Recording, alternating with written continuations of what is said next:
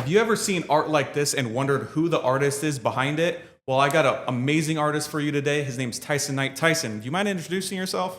How are you doing out there, guys? My name is Tysen Knight. I'm an international artist, a multi-award winning filmmaker. I've won over 55 awards. I'm internationally known, but I am here in Palm Springs, California, in my new studio, Tysen Knight Studios. Would you be willing to paint something like that in my office? Absolutely. I mean, I always want to share my creativity with everybody. So yes, of course. All right, before you tell me a price though, I want the viewers to comment what they think you charge on a mural like this, and we're gonna reveal it at the end of the video. You can take those glasses off, all right? 1, 2, 3. Bro, thank you. Tysen, one of the most common things that I see people make a mistake with when they're starting their business is they think, if I just open a storefront property and people see me on the street, they're gonna walk in and I'm gonna get business. Yeah. This is the biggest mistake I see. It's just not a reality. So what makes your art studio different? Why is it going to make you money? Because people on the street aren't just gonna walk in here and just give you a bunch of money. Yeah. So what's gonna make you different? Well, I think the difference is, like you're right, if people walk into a business, they're not just going to walk in a business and just buy just because you set up shop, right? I think you have to have something that you're offering the customer that they can connect with and have a purpose for why you're doing what you're doing. I think that's the main ingredient, having a purpose for what you're doing. My art serves the community. It inspires people. It invokes some type of emotion in people. And people can see like, wow, I see Tysen's growth in his art, and they believe in what you're doing. I think you have to have something where people can connect emotionally and understand what you're doing and have a purpose. And is it serving the community? What is it doing? I think that's the key ingredient most people miss. I think they think, oh, I'm just going to set up a shop and people are just going to come in and buy my stuff just because, you know, I'm super special, just like this whole deal. No, you have to have a purpose for what you're doing. So what is your purpose then? And explain to me how I get bought into that. So Okay. what is that? So my purpose as an artist is to show other artists that you can make a viable living being an artist, but you have to be genuine, you have to be organic, and you have to have something that serves the community, right? So that's why I opened up this Tysen Knight Studios, where I can bring kids in, give them classes and teach them different techniques, wall mural techniques. I started the Tysen Knight Scholarship Fund to give back, help inspire, heal, help people build self-worth in themselves, right? And knowing that they can do anything they put their mind to. That's my main focus. That's what makes me keep going every day. Well, it's clearly working because you've won.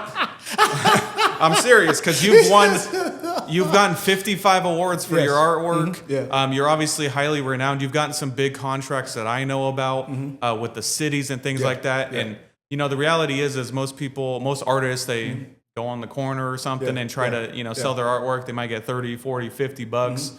And, the reality is that ain't going to pay the bills. So clearly what you're doing is working. So I'm just proud to be here and watching it. I love working with business owners and, it's sustainable. Reality is if you don't give entrepreneurship enough time to bear fruit, you're just going to fizzle out. I see people all the time jumping from thing to thing to thing. Yeah. Like, oh, I'm going to do this or I'm going to do this. And the reality is you need some consistency. How long have you been doing this? Man, I've been a creative since I was about maybe 5 years old. Right? Yeah. What are you in, 18 now, or? No, I'm actually 49 years old. About to be 50. So I've been doing this a long time. I've been really at it for a long time and just really cultivating and pressing forward. They say overnight success is 20 years. My overnight success was damn near 40. Okay? That's how that goes. Okay? All right, Tysen. If you had to make $1,000 right now, how are you going to go do it? If I had to make $1,000 right now, how I would do that, I would offer free art classes for students and get a company to sponsor $1,000. That's smart. One of my questions in my questionnaire to determine if a business owner is personally ready to be a business owner, an entrepreneur, is do they have influence in their community? Yeah. Just one factor. It doesn't have to be. You could be brand new to a community, still be successful entrepreneurially. Yeah. But if you have influence in that community, you can immediately pull on resources and say, hey, Jordan, I know we're boys. I have a really cool opportunity. A magazine is coming in. This is going to be great for publicity for me. I don't want to make any money off you, but what we're going to do, would you be willing to do $1,000 sponsorship to sponsor kids? And we're going to do a class, and it's going to be, out there, blah, blah, blah. And being able to have that influence actually generates you not only just money in your pocket, but it generates you opportunity. Yeah, I agree. When you're starting a business, you need to solve a problem. Yeah. So tell me what problem your art solves and how that's going to make you money. Okay. Well, I don't know if my art solves problems. I do think my art helps heal and inspire people. I think problem solve is something that we do every day as individuals. I think, most productive individuals, all we're doing every day is problem solving. So I think my art helps in that in some regard, but I think it's more of an inspiration and more of a healing. And if you're going through something, you come in and say, wow, I get inspired by him. I like him. I look like him. It sounds like you're solving a problem to me. Well, I mean, are motivational speakers not solving a problem? Someone that you're reaching is probably not the one that's paying you, is what you're saying. Like the one I'm inspiring is probably not the source of where I'm getting money from. Yeah. But there's people that want to do good and they just don't know how. Yeah. And you solve the problem of, I have a way for you to do good, and this is how. That's the problem. You solve the problem of, I don't know. Okay. I would like to bless kids. I just, nothing's ever, come to mind before. So just because someone doesn't know that the problem exists doesn't mean the problem doesn't exist. Okay. I'm not equipped for that. I had to go through a lot of obstacles in life to get to this. So whatever I've gained, knowledge, understanding, I just want to give that to others. If they feel it's solving a problem for them, it's inspiring them, however they want to take it, as long as it's getting them to the next level where they need to be in their lives, call it whatever. Listen, there's a lot of Airbnbs out here, and I've seen murals in people's backyards before, and it really makes the property stand out. So you do that, right? Yes, I've done several murals for Airbnbs. Yeah. Very cool, because I'm looking at that wall right behind you, and when people want the Palm Springs vibe and that mural's at the house, either inside or in the backyard, I know I'm clicking the button to book that Airbnb, because people go to Airbnbs to get a different experience, right? And they want to experience the culture of there locally. So I was just curious, you do that regularly, or? Definitely, that was something that I kind of organically happened for me. I started doing wall murals for different local businesses, and then it went from there to doing for Airbnbs. And I think the reason that it works for the Airbnbs is because it's for the owner of the Airbnb, it's a really cool way to market, right? Because if someone stands in front of that mural and tags it on any social media, say I was at this particular spot, and they see that mural, then that's something that's a marketing tool. Selfies. Yeah. Right? Yeah, and I have a handful of property management companies. So they manage a ton of short-term rentals out here in the Palm Springs area. And I was just observing why one of the companies charges way more than another one of my companies. And the reality is they just have a small amount of things that are just make the properties stand out. And so they can just charge that little bit more. And and it's something like that mural, or the pool has like a built-in barbecue pit, just something that makes it stand out. And so I love the idea of Airbnb owners putting these murals in the backyard because it definitely will get the booking sold. So, what is the biggest project you worked on? How much money did you make from it, and why aren't you doing it more? What's the biggest project I worked on, or the most impactful project? You're the answer, man. I'm gonna go with the most impactful. Now, one of the biggest projects. Let me just touch on that real quickly. One of the biggest projects I worked on was a pilot project down Spring. Started that in the summer of 2019. 120-degree weather. Okay, that paint be drying fast. Let me tell you something. Not only did the paint dry fast, my paintbrushes were destroyed, and my DNA is mixed in all the paint on those benches, bro. I'm talking about, bro. All I had to do was like take my head and just look down and try to like stir the paint. Look, drip, drip, drip, drip, drip. You know what I did? Mixed it in with it. That's your secret sauce, little salt. So my DNA is on all those benches downtown. I went through how many? 3 10x10s. They all just kind of fell apart. I had coolers full of ice and Pedialyte and like all these different electrolytes, and it was. I wouldn't be able to duplicate it today. I'm just going to be completely honest. As far as the most impactful projects is working with the school district. Let me say this. That's the most inspirational to me, right? That I was able to do that. Like, keeps you going. Yes, because, when I was coming up, I was a troubled teen. Like, I was trying to figure things out and it would have been a blessing to have someone that been through that struggle, and then I could see them on the other side of that being successful or something. Got in a certain place, and a lot of people that are probably watching this, they're on ground zero. Yeah. When I ask you, like, how do you make $1,000 from day one, or like, how do you make $1,000 by the end of the week? Yeah. Like, that's what they want to know, because they want to go make $1,000 at the end of the week. And so, but how though? Like, make $1,000 doing what? That's a lesson for them to learn. It can't just be this empty thing to make $1,000. I think most people don't realize, like, you are the value. You are the value. Like, add value to yourself. Invest in yourself, right? You have $1,000. Invest that $1,000 in yourself. Like, don't chase the phantom of material. That money will be gone. It's gonna be gone very quick, especially in this economy. To me, that people that are watching this should be less consumed with how to make $1,000 fast and more consumed with how do I make myself so valuable that money just naturally flows in. I'm going to say this absolutely 100%. Don't chase, attract. What is attract? You attract your value. Once you bring value to yourself, you attract the value you are. Listen, in my career now, like, I can just step outside and create value straight away because I invested in myself. I can create a value. I don't do things just for the money. Yes, we do need money to live. Let me just be completely clear about that. But how much money do you need? Once you have food, shelter, clothing covered, the rest is a luxury.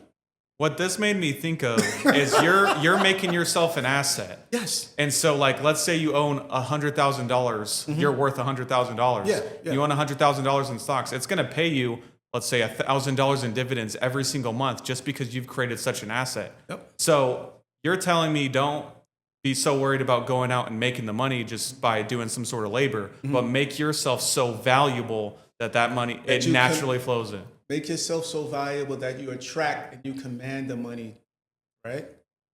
Someone can pay you $5,000 just to show up. This podcast, somebody going to pay you one day $10,000, $20,000 just to show up. That's the real wealth. So Tysen, your next big sale of $10,000 or more, where is it going to come from and how are you going to get it? Well, I don't know particularly where it's going to come. It's coming. Right? I know it's coming. And you want to ask me what I'm going to do with it? What I'm going to do with it? I don't need much. That's all, man. And guess what? My life is very peaceful, simple. I don't need a big, giant mansion and all this nonsense. I'm good to go, man. Yeah, it's easy to get caught up in just the pursuit of money, huh? Listen, here's the bottom line. You can make all the money you want in the world. At some point, you're going to leave it behind in it. So, yes, I think it's important to set up your ancestors. I mean, not your ancestors, set up your family and your legacy and things of that nature. But then after that, man, just enjoy your life. Like, take some trips, do some things, give back. Yeah. I think a lot of entrepreneurs would like disagree with you though. I mean, they would be super saying, if you're not worried about sales, if you're not worried about making more money and growing, then what are you doing how are you an entrepreneur? So what would you say to that person? Well, say this. Each his own, right? I'm not saying their way is wrong. I'm just saying the way that works for me and what I've been able to accomplish in my life as an entrepreneur. This is how I operate. Okay, I'm not saying that other people can't do it the way they're doing it, and they could be in this world look more successful than me. That's fine. Doesn't bother me. I just know the way I feel good when I lay down at night is that I'm making a difference. I'm able to take care of myself and have you inside this building here and be talking to you. Saying that money doesn't make you happy, I think you're really making that click for some people, because I can tell you it's never enough. No matter how far you get, you can keep getting more and more and more. Yeah. But when is enough? And it's the reality is the trap of, money and maybe entrepreneurship is and I'm an entrepreneur and I want to keep going. Absolutely. I want to keep growing. And Absolutely. so it's like a weird thing for me to say, but it's like am I doing it because I want more money, or am I doing it just because I think I'm capable? Okay. And so Okay. yeah, I'm just talking through it. I mean, Okay. what does that look like, man? Okay. I mean, I think it's super easy to fall into the trap of just the pursuit of money. And then if that's your goal, then sounds to me from your experience, your wisdom, that it's just going to leave you dry anyways. So why don't you create why is it your entrepreneurial journey? Yes, provide for your family, grow yourself, but it has a purpose beyond, the money that's in our pocket. That's it. Yeah. Because at the end of the day, man, like this is all worldly possessions. You're gonna leave all this behind. You know who just passed away? Money to the Grave by Drake? Or? No, not Money to the Grave. Who just recently passed away? Hulk Hogan. All right. So I'm sitting here yesterday, just watching the TV, and then TMZ came on. So they had Hulk Hogan's daughter, Brooke Hogan, on TMZ. They always get like the exclusive interviews. I don't know what they got going on. They just they can get anybody on there, right? And she was saying how she was cut out of the will and she didn't want any money from it. And that kind of struck me because here's a man and she said he has more money than God. That's what she said in the interview. She said, I don't want any of it. Because she says she knows how family gets, people are fighting over money, gets ugly, people turn on each other. I don't want that in my life. I don't want that. Because at the end of the day, we're all going to leave this place. All this money is directly here. Now, me saying this, I'm not saying don't be successful and don't figure out ways to make your business viable and successful. But you don't want to you have to have a balance there in your life where you don't get so overwhelmed with the pursuit of money, because you could have the pursuit of money and lose everything else. And then what? And then what you going to do? You're going to hug a ton of money in your bed at night? What are you going to do? Yeah, and I mean, honestly, if you I would never want to be a billionaire because the reality is if you got there, you've created so many responsibilities for yourself. You can't possibly stop. Mm-hmm. If you got to $1 billion, it's got you in a chokehold. Money does. Yeah. It's got you in a chokehold. Yeah. To get to $1 billion, you have to definitely. You're working 16 hours a day. You're working your ass off. You got so many things going on. You're working your ass off. There's no way you're taking care of your kids. You're working your ass off. And it's like you just naturally love your kids, obviously. Mm-hmm. So in order to completely not care about them comparatively, means you obviously value money way more. Yeah. And then how does that look like? You could never. So it's not like billionaires don't love their kids. Yeah. But comparatively, it's like, psh. Yeah. My next question. What have you sacrificed in order to grow your business? I've sacrificed social life. I definitely sacrificed my social life. And just wanting to do some of the things that just as a human you want to do, right? So I've sacrificed all those. I wake up every day, and the first thing I do is understand the purpose. That's so I sacrifice my personal life, relationship-wise. I don't know if there will be, especially a young lady or someone that would come in my life knowing how much I got going on and being able to fit into that space. I'm not saying that couldn't be. And I'm not going to take it off the table that I won't ever have someone special that could understand what I'm doing, and we grow vertically together, right? But these are the things that from the onset, that I've sacrificed. Was it worth it? Um, I think for a section of my life, yes. I think solitude is very important for me as an entrepreneur. I think I really needed that space and time and solitude to really figure out who I am as an individual. Because if I don't really know who I am as an individual, right, I can't. How can I get in a relationship with someone if I don't know who I am? This is a recipe for disaster, right? So I think that solitude was needed. Am I open to a productive, beautiful, spiritual, positive relationship? 100%. What is it that you're unwilling to do that's stopping your business growth? I don't think it's a lot of things I'm unwilling to do, especially in the spirit of being in. Because you can look at being an artist, part of the entertainment business, some aspects, right? I don't think there's anything that's stopping my business, but there's a lot of things that I'm not willing to do. I'm not willing to get next to someone just because I think they can give me an opportunity. I'm not one of these fake people that's going to be around you so I can gain something from you. It has to be a genuine connection for me to be around you. And really, we share this space where we get it, we're on the same page, and we're in sync, and we know that, oh, this is a great business idea that we have going. So a lot, I can't do the white walls and white wine, the gallery, and talking about stuff that doesn't matter. Just saying, hey, I'm gonna hook up. I'm gonna do a business deal with you, and just in that moment saying, ridiculous things in a moment, knowing that it's Just to never get the gonna sale. come to fruition, right? I'm not gonna do that. So if that's me not making a sale, then so be it. Then maybe that possibly could be something that my business. Maybe I just don't give it any energy to think about. I just focus on the things that I know that can. So I'm unwilling to do a lot of things, being fake to people, stepping over people, using people, just doing art just to do it. Like just doing art, oh, you know what? I think this. Let me just paint this because I think this is what will sell. That's totally ridiculous, right? I'm not doing any of that stuff. I'm not doing any of that stuff. I'll figure out a way, organically, with my morals intact, that I can make this happen. And it's always worked for me. So I'm just unwilling to be just someone that's not genuine to people.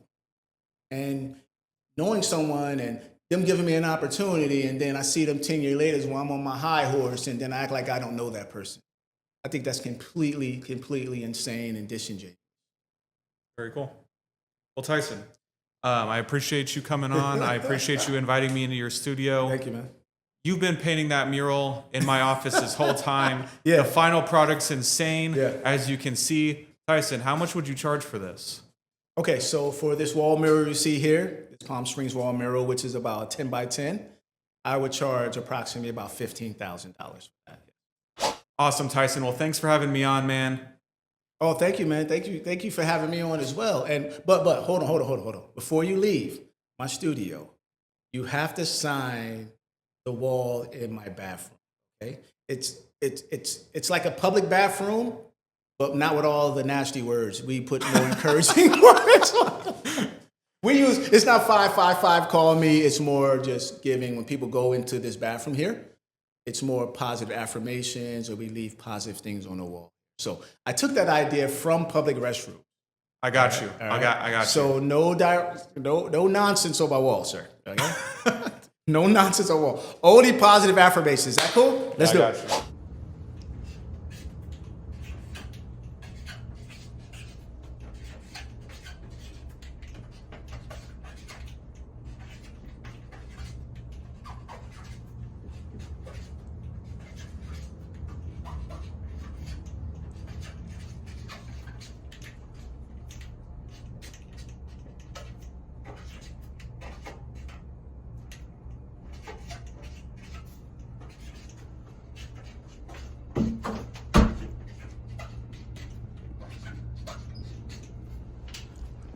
Beautiful. Tyson, you inspire me to be the best. Find a good accountant. And I found a good accountant. Don't you worry about that. Don't you worry about it. Good stuff, man.